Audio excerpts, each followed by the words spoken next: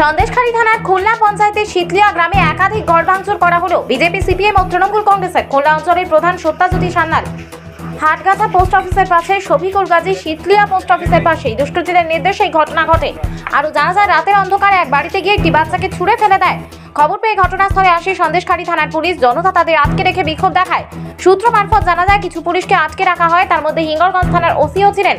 জনতাদের দাবি অবিলম্বে গ্রেপ্তার করতে হবে প্রধান সত্যাজ্যোতি সান্যাল ও শফিকুল গাজীকে, না হলে বৃহত্তর আন্দোলনে নামবেন। সন্দেশখালী থানার সামনে 144 ধারা করা হয়েছে।